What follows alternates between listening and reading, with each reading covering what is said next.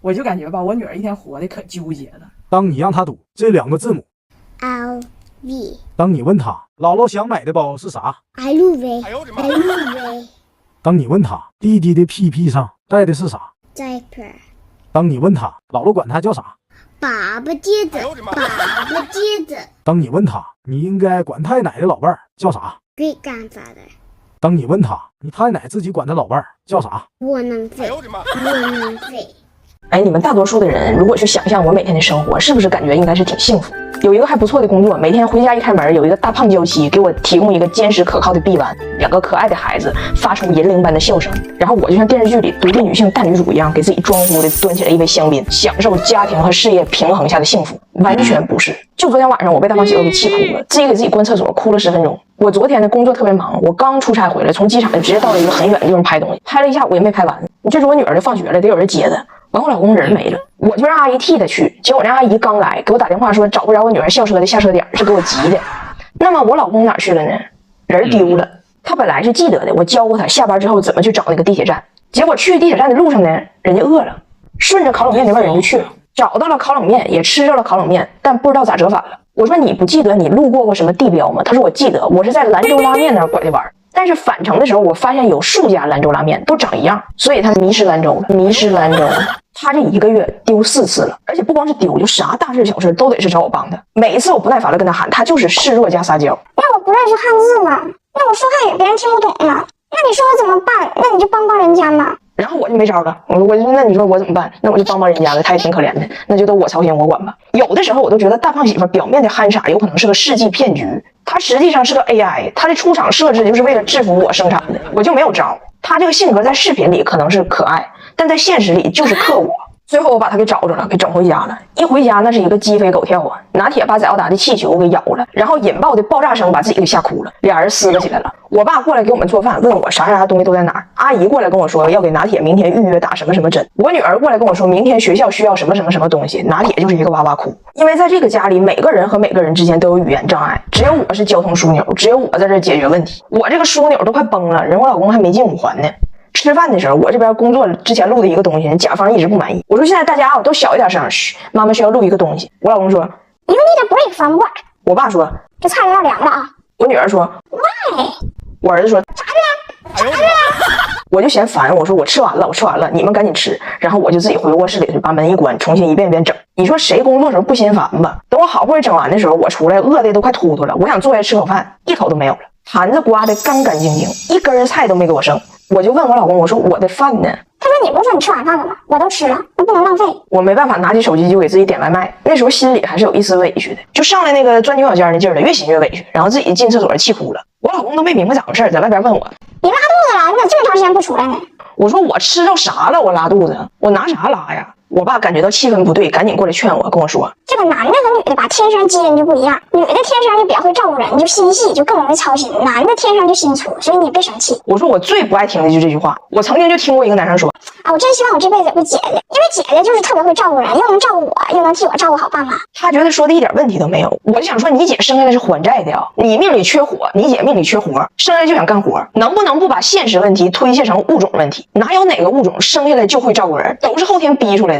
因为我们后天受的教育不一样，标准不一样，要求不一样，最后才导致我们会照顾人。我老公如果上1天班回来给拿铁换一片尿布，铁岭新区炸了。我奶我爷我家所有的老人都说哎呀妈，你看这爸爸多好。我同样也工作1天回家，甚至工作比他更累。我给孩子做饭的时候，我姥跟我说你这孩子养的还是瘦啊，这肯定是营养还是不对，你得寻思咋给孩子补补，那瘦可不行啊。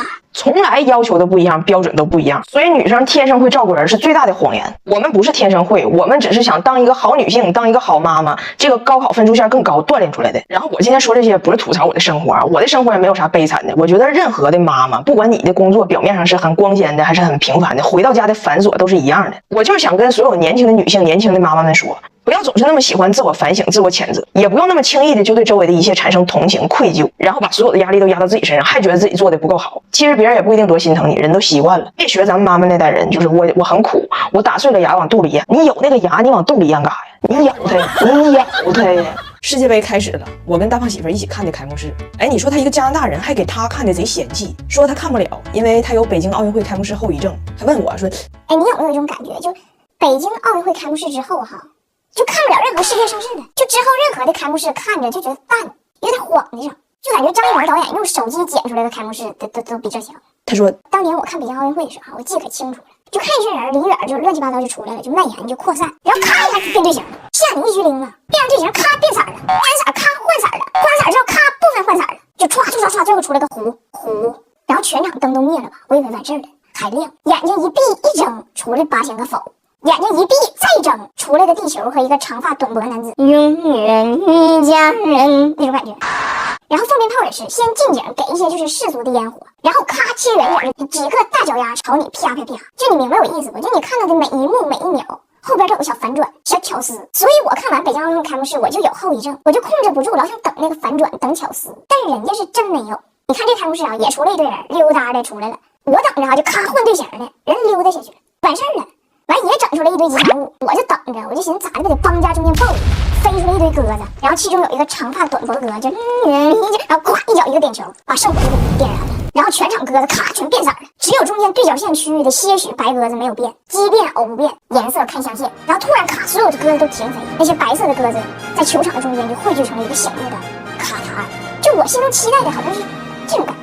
我说别的还好说，鸽子这玩意儿别轻易停飞，底下还有8000个否呢，都给砸绿了。然后最后放烟火也是，反正能看出来有钱，就是干放，也不加看景啥的。我说那你那么嫌弃你就别看，你一个加拿大人，世界杯跟你有什么关系？他说跟你也没关系。哎，你说这个世界上什么事儿最可怕？就是当一个人他觉得他领悟了一门语言，哎，拿捏了，自己觉得自己汉语没问题了，每天开始就是独立社交，压都压不回去，就往外蹦。但实际的汉语水平呢，还撑不起他的勇气，天天惹祸。